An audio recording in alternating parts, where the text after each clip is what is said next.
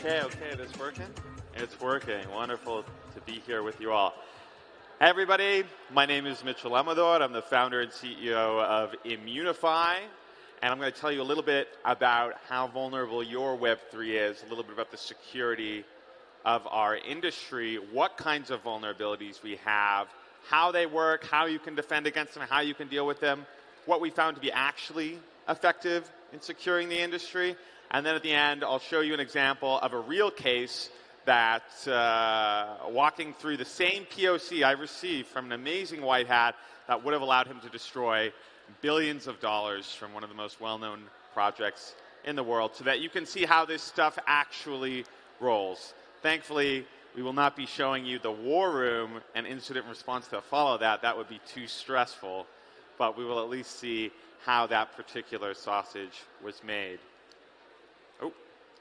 Okay, so first things first, a little bit about Immunefi. For those of you who don't know what it is or you don't know what bug bounties are, Immunefi is the leading blockchain bug bounty platform. We only work in crypto and Web3, blockchain only. Now, just to whet your appetite, if you've never seen a bug bounty, if you're not familiar with that world, if you don't know what that world of cybersecurity is, by the end of this presentation, you will learn how, by hacking with us, if that is your skill set, you could earn $15 million in cash if you are a hacker with us. That's a little bit of a foretaste of how valuable and how demanding this work is. Now, in terms of what a bug bounty is, it's a giant invitation. It's a contest. It's a challenge for anybody in the world to find software vulnerabilities in exchange for a prize. Now, the beginning of the bug bounty world concerned things like T-shirts. Help us out, do some security work, get a T-shirt. Yay, free clothing, that's fun. But now, due to how severe and how demanding the security requirements are for major projects across the world, that is money. That is dollar value. And on Immunefi, arguably the biggest bug bounty platform in the world by reward sizes, that's millions and millions of dollars for the greatest vulnerabilities in the space.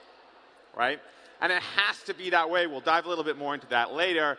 But it has to be that way because without these types of rewards, there's no way to protect the billions and billions of dollars that presumably all of you guys are putting into amazing DeFi protocols and awesome blockchains. But let's dive in. First, what are these vulnerabilities? You've probably seen the hacks. You might have lost money in them. I certainly have. You might have been screwed in some way, shape, or form. What are the dangers that characterize the blockchain environment? As cross-site scripting and various types of injections were common in early web, what are the vulnerabilities that are driving us insane in crypto? Okay, well, the first thing to keep in mind is how these are occurring. Blockchains are open and permissionless environments. That means you're not just protecting against someone who's managed to sneak in to your infrastructure like you were in traditional web if you're a blue teamer or a traditional defender of some type. You're protecting against anybody who can see your contracts, anybody who can mess with your product. You are facing the whole entire world of potential attackers by putting your product out there. Pretty scary, pretty rough. And because you probably have these flexible virtual machines, you've probably got computing environments that allow anybody to come in and use your product, they sure as hell are going to do that. So depending on how specifically and how narrowly you built your own product, you're going to find attackers and hackers of all sites from all over the world. They could be from Vietnam. They could be from Russia. They could be your next door neighbor. They're everywhere, doing whatever they want. Okay? And that's what makes it so possible. The three major categories of vulnerabilities that each of you are going to be learning more and more about in the years to come, but here's the foreshadowing from what we've seen, are logic errors, implementation errors, and infrastructural errors. Let's start from the top. Okay? So with logic errors, think cryptography problems, think architectural problems. You just built your system on a wrong foundation. You thought the cryptography was secure. You were wrong. $1 billion came into your system. Bad things happen. The same kind of problems that affects a bank that relies on an insecure security system or key is the same kind of thing that'll get you. So for example, BNB chain, one of the largest blockchains out there, built by Binance, lost $600 million because of a cryptography error and their consensus mechanism. Thankfully, most of that was remediated, but pretty crazy. $600 million, one cryptographic error. Brutal. Implementation issues. Here's classic bugs. So maybe you've architected an amazing system. You did a great job. Congratulations. That makes you better than almost all the rest of us. But you just wrote sloppy code. Everybody writes sloppy code. It's really hard to write clean code. Okay, that is a major problem in our industry as well. That catches everybody. Example, Qubit here. Great DeFi product. Messed up their access control system. Attackers were able to spoof the system, claiming they deposited $80 million when they put in zero, and the result is they could steal because the system thought they were just withdrawing their own money. Bad access control, bad bug, bad things happen. Next one, infrastructure private key management. This is really the classic one that you've seen. Ronin Bridge, 4 of 8 multi-sig, protecting billions of dollars, but they made a mistake. The underlying servers holding the keys were compromised. You still have to protect all your traditional web assets in crypto as well. Because of that, attackers were able to get 2 of the keys on their hot wallets, on their servers, and they were able to compromise 2 team members by getting access to their personal machines. This is the famous North Korean hacker group Lazarus. Okay, and as a result, they were able to steal $600 million. Pretty scary. Now, as you can see, high level, bugs, just like in traditional web, just like everywhere else in the history of software, bugs is where most of the vulnerabilities are. We all just do a bad job in coding. We're all just not good enough programmers. Same problem, different day. But in terms of cash value, private key management is really the big thing. Our systems are generally secure, right? We know how to create strong, multi-layer defended systems. But when they compromise the human element to get access to the private key, there is no protection, there is no defense, you're just pwned. And the problem is, that's when we're most comfortable, right? Everything looks like it's working, so we allow hundreds of millions, billions of dollars. We build our whole businesses on top of these systems. We think 4 of 8 multi-sig, it's worked for years. What could go wrong? Well, then they get on 2 of your employees' laptops and they compromise 2 of your servers and you're fucked. That happened quick.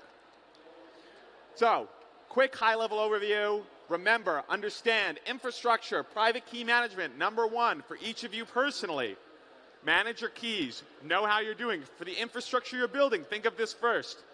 And number two, classic bugs are the second issue. Don't be sloppy. QA everything. Do code review. All the basic best practices that you have in your dev pipeline need to be continued. Okay? And we're about to discuss why that's important. But first, if you want to keep track of this, if you want to continue to stay on top of all these vulnerabilities, at Immunefi, we see the majority of 0 days and vulnerabilities moving through blockchain. We see it all because we handle it all, we disclose it all, we mitigate it all, we fix it all. And so we're releasing this vulnerabilities report. You can download it from Immunefi.com, and an open classification standard covering a taxonomy of most of the major types of vulnerabilities and hacks. If you're going to be building in crypto, check out the report, understand the vulnerabilities, put it in front of your team, and make sure you guys know, here are all the ways that we could get screwed. Let's make sure it doesn't happen to us. To be forewarned is to be forearmed. Now let's talk a little about what it protects. Web3. How do we defend ourselves against these attacks? Well, of course, we have all the basic types of code review and other tools that we do as part of having a secure development process. But things get through all of that. Things slip through the cracks. Each one of these examples was missed in the development process. The losses here and why this is so important, why this crazy stuff is happening, both the giant hacks and the amazing bug bounties and the value of the security community. Why is security so huge in crypto? And if you didn't know, it's massive. It's because the losses are astronomical. Billions of dollars lost this year. $4 billion lost that last year in terms of theft. 3 months quarter, we track every quarter, seeing the action going on. $700 million cash losses. We're not talking funny money. We're not talking equity value. Very, very sadly, we're talking cash. It's not good. And this is straight theft. These attacks are happening every single day. The losses are enormous.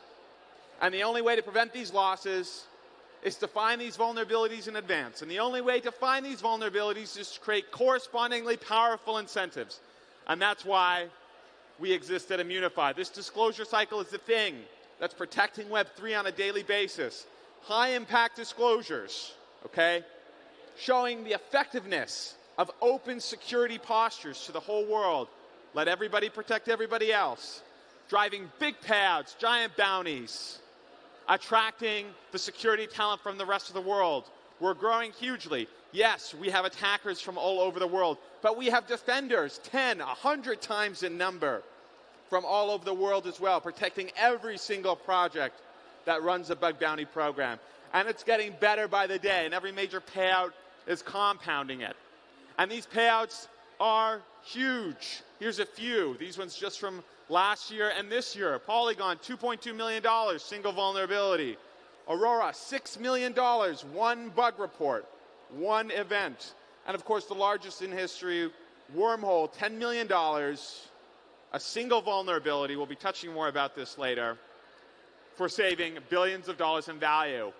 And we've just recently launched the largest bug bounty in history, $15 million for a single critical vulnerability that can affect locked funds on the layer 0 bridge technology. These people are very serious. We're very serious.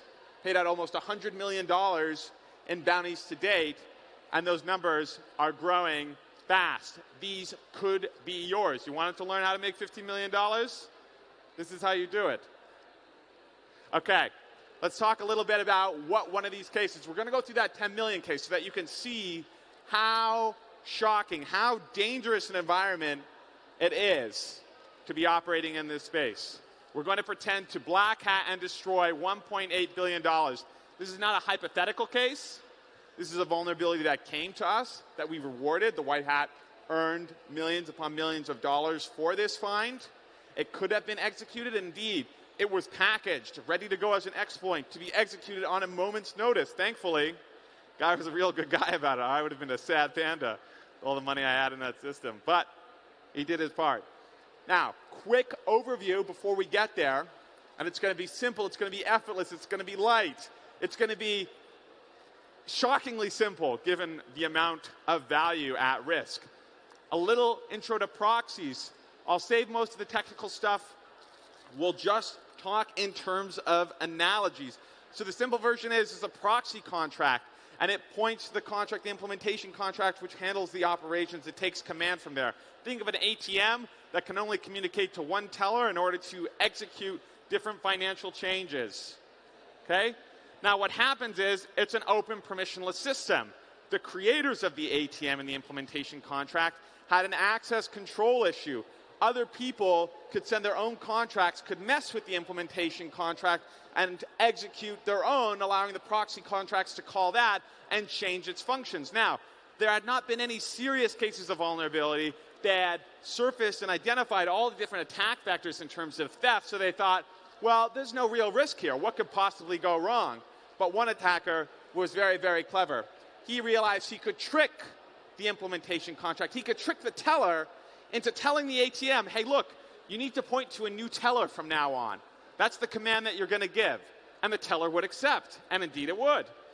However, the new teller, as it were, had no code, had no instructions, had no nothing.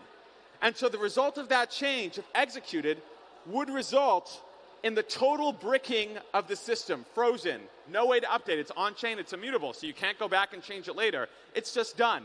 And all the money locked in that contract, gone forever. Not great. Not great. So that's the background for this case. We're going to go take a little bit of a look at the POC that he created very, very quickly, very, very simply, so that you can see how this attack would have been executed in practice and how quickly it all would have been done. $1.8 billion, remember the number. Okay? So let's exploit it, see what happens.